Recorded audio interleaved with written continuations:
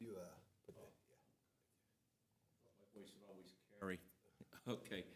Good evening, everyone. It's 6:04 p.m., January the 27th, 2025. This is the meeting of the Harrisburg Zoning Hearing Board. Okay. There's some administrative stuff that we take care of first. Okay. I call the meeting to order. I introduce myself. I'm Claude Phipps. I'm the chair of the Zoning Hearing Board. Okay. Since my other person's not here tonight, so before I continue, since I will be the only person hearing it, do you guys, you have an option, you can have your case continued to the next hearing board meeting, which would be in February, or if you feel as though I'm sufficient enough for you to hear it. Correct. It's your choice. I'm Andy Rebuck. I'm with Lamar Advertising. We're here in Lemoyne. The applicant, right? Right. Right. And we're certainly thrilled to be here, and thank you for your time, and Okay. we'll proceed. Okay, and just then we'll have just for, so applicant, you agreed that Mr. Phipps can hear and decide the case tonight, correct? Correct. Correct. Excellent, thank you. Okay, good. Okay. So now I'll add my other colleagues to the discussion. To my left is our solicitor for the zoning hearing board. Okay. In front of me is the director of planning for the city of Harrisburg, Mr. Jeffrey Knight, and the assistant solicitor for the city of Harrisburg, Ms. Cameron. Hello. Okay. A little bit of formalities. Let's go. The zoning hearing board functions as a formal board, which means we have our records. We have to keep records of this. So we have a stenographer. Okay. In case of appeal, your appeal will be made through the court of common pleas. Okay. So we basically look at we make a transcript. The zoning hearing board is like a court of law. Our decisions must be based off of fact and law, not the popularity or unpopularity of a project or what it seems to the board to be a good or bad project. In other words, applicant must meet a legal proof, a burden of proof that proves the elements of the variance or special exceptions that they're requesting. Okay, the law that we're governed by is the city zoning codes and the PA municipal planning code. Okay. I think that's about it. Since I don't like we have people in the audience for each case. Anybody who's here represent the case in the audience, they will be allowed to get up and speak. The only rule is that you must give your name and your address, and if you're going to speak on the property, you must be in close proximity to the property in question. Okay, so everybody's okay, right? Yep. Ready to call the first case. Turn it over to Okay. the solicitor. So it is application 2595. Before I read the exhibits, and I know Andy Rebuck, right, for the applicant. Before I then forget, why don't we just do it? So we have application 2595. You are also the applicant for 2596, correct? Correct. Okay. So would you agree then with the same thing for that case for application 2595 that Mr. Phipps hear and decide that case as well, similar to application 2595? Yes, sir. Excellent, thank you. So with application 2595, the exhibits, B1 is the proof of publication in Patriot News, January 12 and January 19, 2025. B2 is a letter sent from the planning director to the applicant notifying of tonight's hearing. B3 is a hearing notice that's posted on the property. B4, applicant's notification letters to required neighbors. B5 is the application with an attached narrative, and then there's exhibits A1 through A10. B6 is a property and tax document and along with the letter of permission, which is part of B5, establishes the applicant's standing to pursue the zoning relief. B7 is the Planning Bureau case report, and B8 is the City of Harrisburg Planning Commission resolution. So we have B1 through B8. So thank you. Now We'll swear we have to in. swear in Mr. Yeah. Knight, and I'll have to swear in the applicants too. Mr. Knight, raise your hand. You swear that information you're going to give is the truth and nothing, the whole truth, nothing but the truth? I do. I do. Okay, thank you. Okay. Why don't we do right? And you are Michael Adams Michael, let's get you to. and Andy Rebuck. Okay, just keep your hands up. Go ahead, Mr. Okay, so good. You swear Mr. that Phipps? the information that you're going to present is the truth and the whole truth, nothing but the truth? I do. Thank you Excellent. very much. Jeff? Yes, so the current applications before the board for 2595 involve the replacement of an existing double-sided static billboard on the property at 833 Paxton Street. This portion of the property is actually just to the south of Interstate 83, which bisects the property east-west. The applicants are, in addition to relocating the sign itself to accommodate the expanded highway footprint on the same property, the applicants will be replacing one of the signage faces with an LED sign face, which has internally illuminated signage and electronically changing messaging. And in addition to that, the double-sided billboard, or flat double-sided billboard, is going to be converted to a two-faced billboard with about a 25-foot gap between them. The zoning code allows anything up to a 5-foot gap to be considered a single two-sided billboard, so this is technically two different signs. So the applicants are requesting relief from both the prohibition against electronically changing messages and internally illuminated billboards, as well as for the separation distance between the two signage faces. As noted, this property, this billboard is located in kind of the storage area, laydown area of the Pennsy Supply property. It will be moved slightly to the south and I believe to the east a little bit from where it currently is located. Largely, the context of the sign will not change. It's an industrial property, a largely industrial corridor. To the west is railroad tracks. To the east is surface parking lots. So the context of the signage is not changing. And otherwise, the proposal involves kind of the consolidation of many static faces, as shown in the map that they have, that the applicants have provided at the Planning Commission meeting. So that is their justification for consolidating it into the single digital signage face. With all of that being said, the Planning Commission recommends the Zoning Hearing Board approve the request with the following conditions. If the board approves the applicant's request as submitted, the applicant will be in conformance with the rules and regulations set forth by the Pennsylvania Department of Transportation and receive approval from said entity subsequent to decision by the Zoning Hearing Board. And this was a condition that was added in a recent case at 1500 Paxton Street that the applicants were, that these individuals were the applicants for as well. So we decided to continue it to this case and 2596. The applicant will limit message transition to 6 transitions per minute per previous approval for a similar proposal granted by the Zoning Hearing Board. And again, that references the case for 1500 Paxton Street. Finally, the applicant should ensure that the footprint of the relocation site is outside of the AE 100-year floodplain. The proximity of the new billboard support structure to the AE floodplain boundary is such that the designation of the proposed location cannot be confirmed. So when looking at the site plan provided by the applicants and then comparing that to our digital zoning map with the floodplain information, it was a little unclear as to whether that would be out. The current footprint of the sign is in the 100-year floodplain, so it wouldn't change anything from a hydrologic standpoint, but it would be preferable if that were moved out of the floodplain, both for conformance with our city's floodplain regulations and also for the applicant's benefit to ensure that it avoids being impacted by a flood event. The Planning Commission recommends the Zoning Hearing Board approve the request for the following reasons.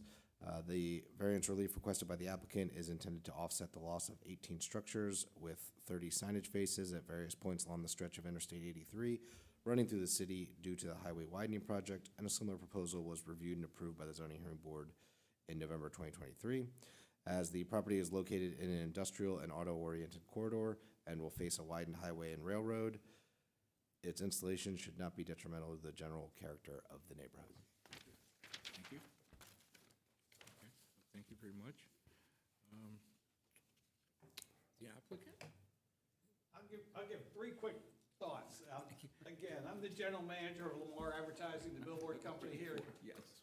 And we're always thankful and appreciative of the city, and as a property owner, as a business person, and as a partner with the city folks with a lot of different things, so thank you.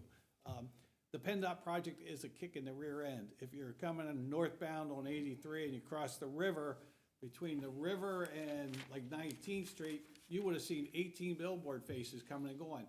When the project's done, you'll see 4, maybe 6 if we get lucky. It's a real change, and then that's my third thought. We're fortunate to have a good business and keep a good business, but this is a struggle. So one way that we can kind of get back to even is to get approval to do this. Mike Adams runs our real estate department. He's a heck of a nice guy, and he's gonna chip in any questions or information that you might want, right? Yes, and they have this one, right? Yeah. Okay, I said that basically what we gave the planning commission was an overview of what the structures are lost. To show you, to get it, because I'm more of a visual, it's a lot easier to see it on a map than it is to talk about it. So that was what I have on that's what I have on that. If you have any direct questions, the billboard will look very similar to what it looks like today. One thing I should have asked you, name and your address. Oh, You have to my- give me your address, yes. My home address? No, work. Burke, Yeah. 308 Burke's address. Just 308 making sure. South 10th Street, Lemoyne. Thank you, thank you. Yeah.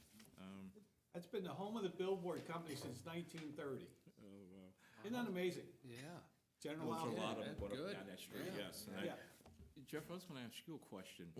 The existing signage, it's not contained inside the current floodplain? Is it The existing it's- sign, the support footprint is in the floodplain. Okay. The location they're proposing looks like it's out of the floodplain, but it's a little difficult to tell. So our recommendation is, if they're able to negotiate it with the property owner, to perhaps move it a little further south from where the proposed location is, just to ensure it's out of the floodplain. And this is basically replacement sign. You want to take down the non-electronic signs Yeah. and basically put up something that's going to be around for a while. Correct. Okay, so, basically what you're requesting is self-explanatory to me. It really is. Right, does anything for the you, city? Tirsa, to add to that? Okay. Anybody else here Anybody on this? represent it? I just have one question. So with the sign, even though it's a V shape though, since the one is more than 5 feet, that's Right. why it's right considered, but it is like a V shape kind of, okay, I got it. Okay, So, I can't It's ask up to for a you. motion because I'm the only motion person, so am I allowed to basically say, based off of what I've read and your presentation, I approve? the other thing is, the 3 conditions, they're fine, Yes. okay? That's correct. That Okay. is Okay, correct. good. Okay, Okay, so I would basically recommend approval of this. just say, yeah, you Yes, you yes, approve I it approve it. Let's go. with the, I you with you the approve it with the conditions conditions of that the are planning stated by the commission? Planning commission, yes. Okay. So then that's what we'll do, and we'll issue the written decision in line with that, like the other one you would have received with that other application. So we can move on to 2596 Same. Oh, and do that. Everybody who was here, Mr. Knight's still under oath, and the applicant, the two for the applicant are still under oath. So why don't I just do then the exhibits, and then we'll take it from there. Gotcha. All right. Okay, so we have 2596, 3737 and 3745 North Sixth Street. The exhibits, B1, proof of publication, Patriot News, January 12, January 19, 2025. B2 is a letter sent from the planning director to applicant notifying of the hearing. B3 is a hearing notice posted on the property. B4, applicant's notification letters to required neighbors. B5 is the application with attached narrative and exhibits at A1 through A11. B6 are grant of easements and a special warranty deed establishing the applicant's standing to pursue the zoning relief.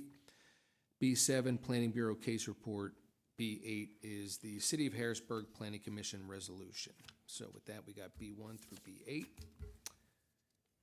And Tonight? Sure. So, case 2596, this is, while it represents a similar proposal to that of the last case, the conditions are a little bit different. So in this case, they're proposing to replace a two-sided static billboard with a single-sided billboard with the LED sign face and electronically changing messaging. In addition to that, they are relocating the sign from the Norfolk Southern Railway Yard, which is technically addressed as 2998A Industrial Road, just to the west. And the property to the west is, I believe, 3737 North 6th Street. That and 3745 are both owned by the same entity. And they'll be relocating that billboard base into the parking lot of that business. It's going to be occupying a single parking space per the testimony of the applicants at the Planning Commission meeting. They're also locating it as far in the southeastern corner of the site as possible, given proximity to the elevated highway there, which will keep it away from the nearest residential properties. This property is, and this project site is unique in that the properties themselves are within the city, but everything to the north and west is actually in Susquehanna Township.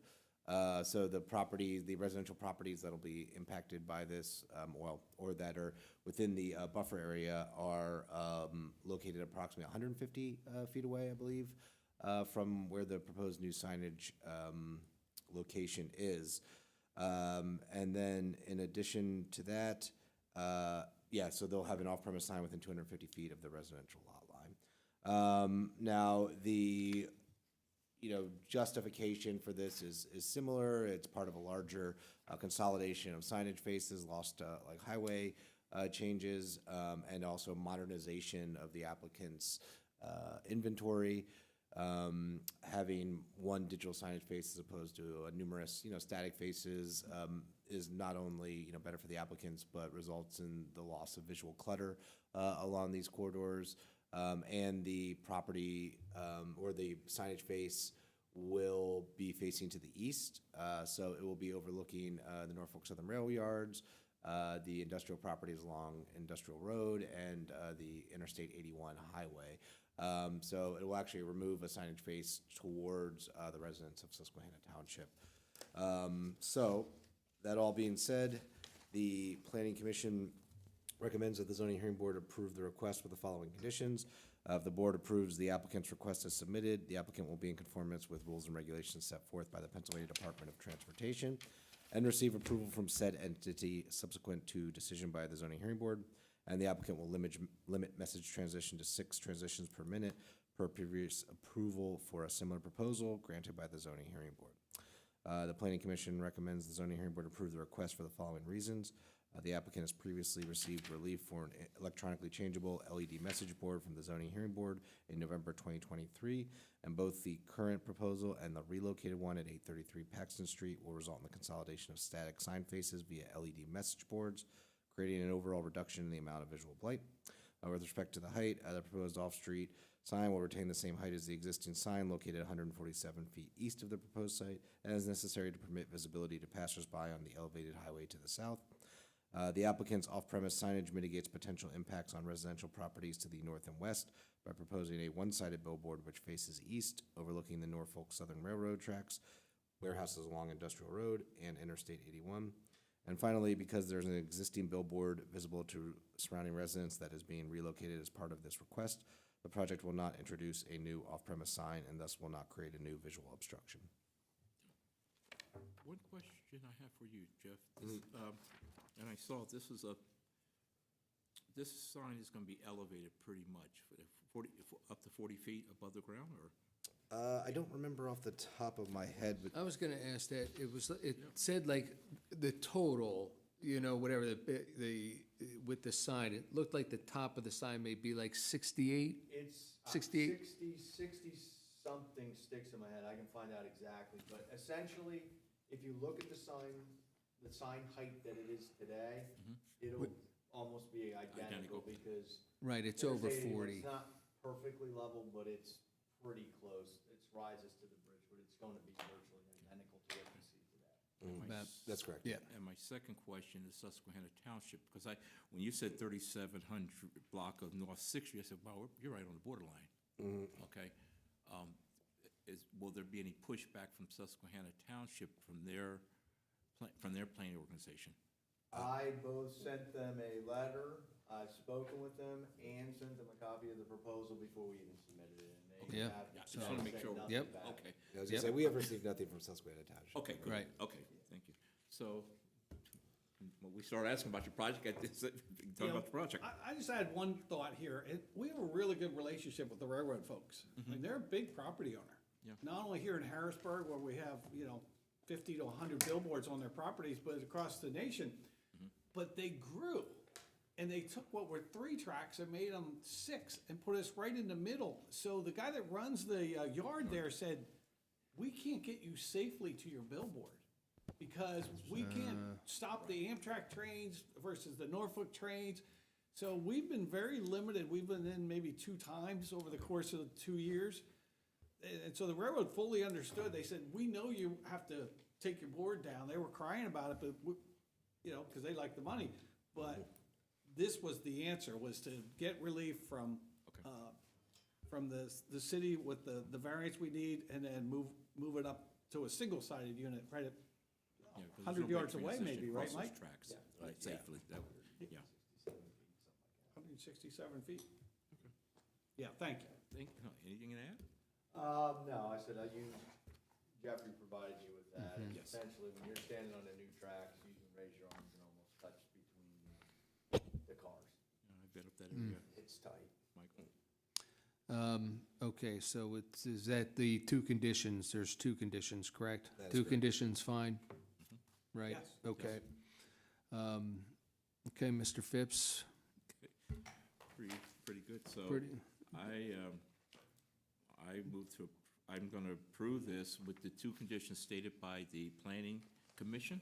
Yep. Okay, and yes, I've actually been up in that area, so I know that yard, I used to play up in that area, and yeah, that would be I can understand the safety issue too. You can't service that at all, the way it's currently aligned, so. yeah. Approved, thank you. Thank you. Okay, yep, we'll get the decisions out, but yep, they're approved, so. Have a great night, guys. All right, you too. Thank you.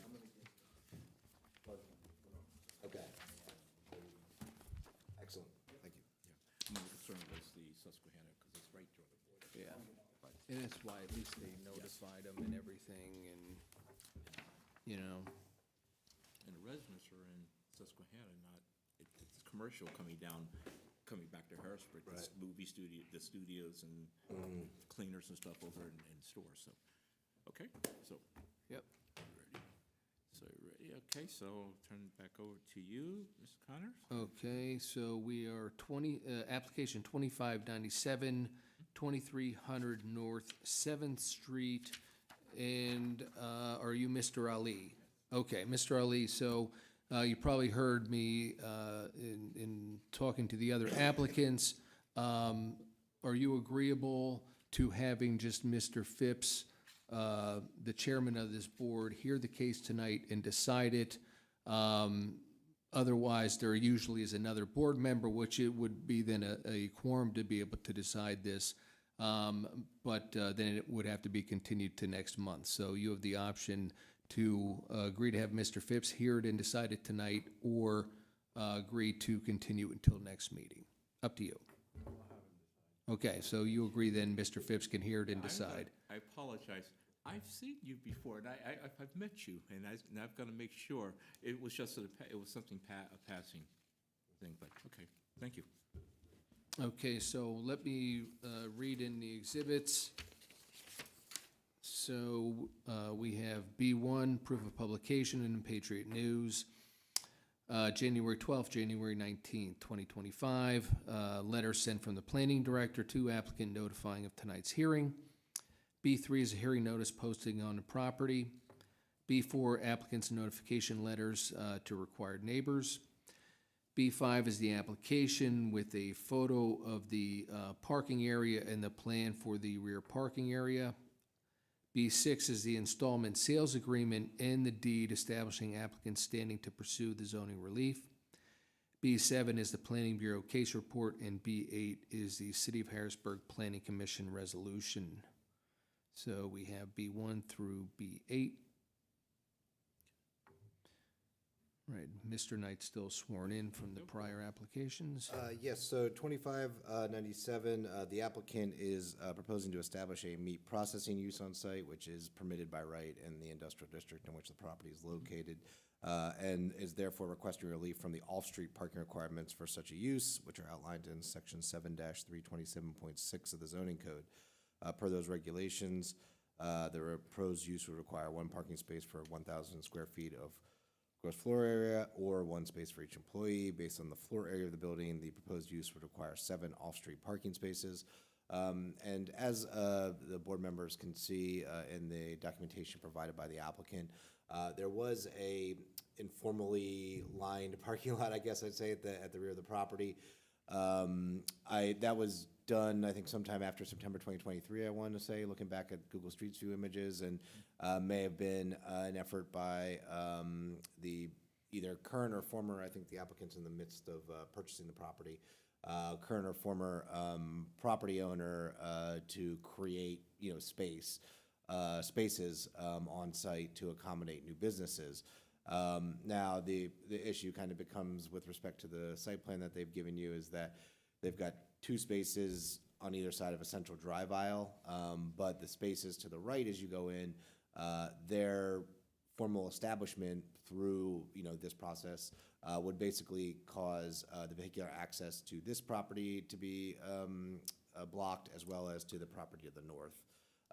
And so the proposal for the 4 spaces as shown on that site plan, 2 of those would not be legal because they would prevent legal access to those properties. And while that might be less of an issue for this current applicant, if they sold it or if they wanted to lease it to a different tenant, so an auto repair shop in the future, they would need to have access to that thing. And if those were formerly established spaces for such use, that would be obviously a conflict there between those 2 things. So in reviewing this, the Planning Bureau effectively looked at the site plan that the applicants provided and said, the 2 spaces to the left as you go in, so they're at the westernmost side of the property, are viable. They aren't blocking anything. Those 2? Yep, those 2 Okay. aren't blocking anything, so they can count towards the required 7 off-street parking spaces. So then the applicant would be needing to make up 5 spaces or request relief from 5 spaces. Now, the applicant has committed to providing secure bike storage for potential employees, which is one of the criteria allowing relief from off-street parking. Additionally, the prevalence of available on-street parking in the surrounding streets. And by looking at the frontage of the property with the streets, we determined that they have sufficient parking along the blocks along 7th Street and Emerald Street to accommodate any demand. Now, it was brought up at the Planning Commission meeting that there are no parking signs on the Emerald Street side. Those also are a relatively recent addition, and I reached out to the city engineer's office because I wasn't quite sure why they were added. And they were installed before our current city engineer was in his position. And if you look at them, it's not really clear why they were added. It's a one-way street, so it's not like 2-way traffic's going through. There aren't any curb cuts or things like fire hydrants that would prevent them. I know, especially when we've had staffing vacancies in the city engineer's department, sometimes things don't get the correct vetting when it comes to things like requesting no parking areas or something like that on streets. And it may have been a request from again, the current or former property owner here or some residents nearby. But from what I could tell, there was no justification for the installation of the signs. And while the city engineer indicated some preliminary agreement on that, he hasn't fully gone through everything and said, all right, I looked at our paperwork and yes, these were all vetted and approved. So he seems to think that there's a good possibility that they can be removed, which would then accommodate the vehicles of any either customers or workers of the business, although I don't think they really do customers because they repackage meat and send it out for wholesale and retail sales. So given all those things, we felt that the nature of the business and the conditions and context of the neighborhood did justify the request, and it is a special exception, so the burden of proof on the applicant is a bit lower than if it were, say, a variance application. So, all of that being said, the Planning Commission recommended that the zoning hearing board approve the request with the following conditions. The applicant must remove the informal parking spaces along the rear of the building, as such spaces prevent vehicular access to the subject property and the property to the north. And that was what I had just described a little bit, and the applicant at the Planning Commission meeting indicated he was willing to paint over those lines so that they're removed. The applicant should create a secure indoor location for bike storage or construct a concrete pad with bike racks in the grass strip adjacent to the vehicular access point. And we just want to make sure that those are formally, established on site so that it's not just, oh yeah, I'm going to have people bike and then they're locking it up to a bench, in the shop or something. Like there's a way for them to be locked up securely so that they don't have to worry about them being stolen. And finally, the applicant must install physical obstructions along the curb, along the frontage with both Emerald Street and North 7th Street, which prevent illegal sidewalk parking observed during site visits to and by the property. And the board members may recall, we made this a condition of the review of 425 South 17th Street Right. to prevent that, because that was pretty consistent. And as you saw in the existing condition photos in the case report, there's a car parked there when I did the site visit. So in a similar vein, we want to make sure that we're not accommodating sidewalk parking. It tends to be pretty rampant up there along North 7th Street on a lot of the businesses fronting there. So if we're able to prevent that while granting the relief that the applicant's requesting, we feel that that's a good trade-off. As far as to what obstructions are required, I noted, we discussed at the Planning Commission meeting that after the zoning hearing board, presuming an approval, we could discuss what options are best, whether small concrete blocks or small little bollards. We've had both used to address those. The Planning Commission recommends that the zoning hearing board approve the request for the following reasons. Approval of the zoning relief request will enable the occupancy and productive reuse of a property that has been vacant since 2018. And there is sufficient on-street parking along the property frontage to accommodate worker vehicles, and the applicant is committed to providing secure bike storage for workers. What, I'll ask this of the app. Well, Let's swear in Mr. swear, Ali. Mr. Ali, will you raise your hand? I need your Full name and full address. name and address. So it's gonna be Saad Ali, 2300 North 7th Street, Okay. Harrisburg, Pennsylvania. Okay. The information you provide is going to be truth and nothing but the truth, right? Thank you. I have one question for you, Jeff, and with the, and maybe, Ms. Cameron, this maybe go back to the city. Yes, sidewalk parking is rampant, and HPD is enforcing. They're going through and they're basically stepping up the enforcement of people rolling their own and parking on the sidewalks. Would this location could be affected behind that if they do not address what the Planning Commission stated? Okay, about blocking off the, basically putting some type of obstructions there at the curb to stop your customers or either workers being able to park on the sidewalk. And the second thing, no parking. I'm very familiar with the Emerald Street between Jefferson and 7th Street. That you had a couple of residential properties there, but not anymore. I mean, that used to be, it was almost a commercial, there was some commercial businesses at that area. And at the western end of this block, as you can maybe see in the existing conditions photos, there actually is on-street parking in front of the homes that are kind of near the intersection with Jefferson Street. There are driveway curb cuts in the middle of the block, and of course, it's sensible there to have no parking within a sightline area, but for the frontage of the building with the, on Emerald Street especially, I couldn't understand why that was there. It didn't seem, like I said, it seems to be maybe a year and a half or so old. And I'm trying to get clarity on that with the city engineer's office, but my guess is, I'm expecting them to probably be removed, is my expectation. I think the reason why they're there is like, there's a lot of tractor trailers that come through there. So it might be where they're trying to come Make through. the turn, and then make the they turn don't off wanna of hard- seven going Yeah. up That's my Emerald. guess. Yeah, but what I will say to the applicant's point, you know, they'll be having box trucks making deliveries, is what they testified to during the planning commission.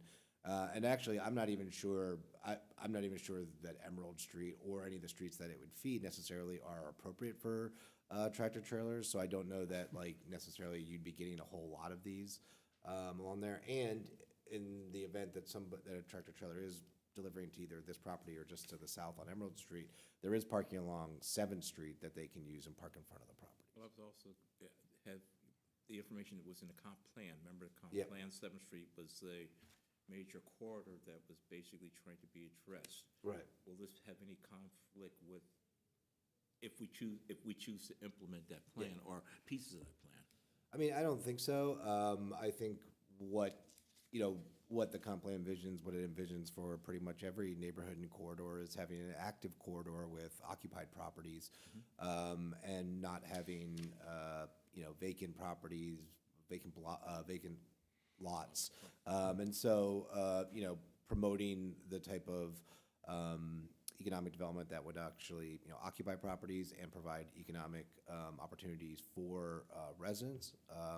Presumably that's who would be able to bike to the, business, would, I think, be a priority. Okay, thank you. I apologize, I had him up here. So, talk to me about your plan or your Just, project. we're just meat packing, we're just gonna bring in box meat, package it, and then send it out pretty much. Okay. Sanitation? Yes. Okay, or sanitation, stuff that you don't pack, that you're not boxing, or you're going to discard. Has been any additional plans made to basically for dumpsters or something, or basically moving that so it doesn't sit there on a hot summer day and everybody's holding their nose? So there's a private company that comes in that takes like rendering companies. So Okay. we don't have too much, like, it's, because it's already boxed, we're just like basically repackaging it. Okay. So the, like, types of customers, right, this isn't a retail store or anything like that where people are coming in, so, how many, I don't know, people or whatever would be visiting the store on a daily basis, or, I'd say maybe 5 to 6. okay, and kind of throughout the day, right, not, yeah, okay. And how about like the hours of operation, what's the plan for that, would you say? Probably gonna be from like 7 in the morning till 5 o'clock. Okay. All right.